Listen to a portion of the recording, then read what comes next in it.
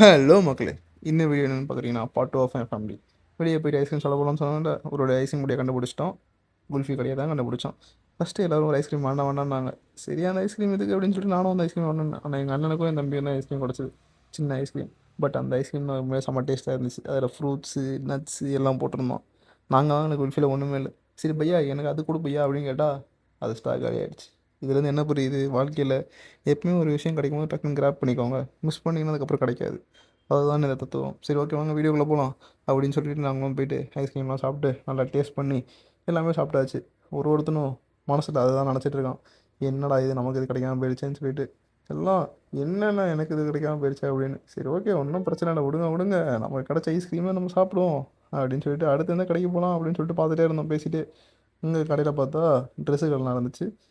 சரி ஓகே, அந்த அக்கா கூட போனாலே தான் பிரச்சனை. அந்த ட்ரெஸ்ஸு கடை போகலாம், இந்த ட்ரெஸ்ஸு கடை போகலான்னு சொல்லிட்டு சரி போய் அங்கே போய் கொஞ்சம் வெயிட் பண்ணிட்டு இருந்தோம். போய்ட்டு பர்ச்சேஸ் பண்ணுறாங்க. நீங்கள் ஏன்டா வாங்கிட்டு 12 மணிக்கு அந்த கடையில் ஓப்பன் பண்ணிச்சிங்க அப்படி தான் மைண்ட் வைஸ் இருந்துச்சு. சரி ஓகே பண்ணுங்க அப்படின்னு சொல்லிட்டு இன்னைக்கு கடைக்காரனுக்கு ஒரு வேட்டை.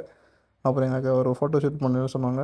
சரி கண்ணாடி போட்டுட்டு நின்று மாப்பிள்ள உனக்கு இல்லாத ஒரு ஃபோட்டோ ஷூட்டா அப்படின்னு சொல்லிட்டு வளைச்சி ஒரு ஃபோட்டோ எடுத்துகிட்டு இருந்தோம்.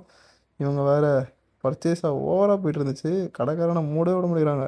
அண்ணன் நான் மூடணுன்னா வீட்டுக்கு போகணும் அப்படின்னு சொல்கிறாரு. கொஞ்சம் தான் ட்ரெஸ் வாங்க போகிறேன் அப்படின்னு சொல்லிட்டு வெயிட் பண்ணுங்கன்னு சொன்னாங்க. நாங்கள் ஒரு செல்ஃபிலாம் எடுத்துகிட்டு அங்கேருந்து கொஞ்சம் தூரம் தள்ளி போனால் ஒரு செப்பல் கடை இருந்துச்சு. எங்கள் அண்ணனோட ஒய்ஃபுக்கு ஒரு செப்பல் வாங்கினாங்க. சரி ஓகே வாங்க அதையும் வாங்கிடுவோம், அதில் என்ன ஒரு குறை அப்படின்னு சொல்லிட்டு மேலே போனால் போய் அவன் கடைக்காரன் சொல்கிறான், கடையை மூடுறதுக்கு இன்னும் 10 நிமிஷம் தான் சார் இருக்குது, டக்குன்னு எடுங்கன்னு.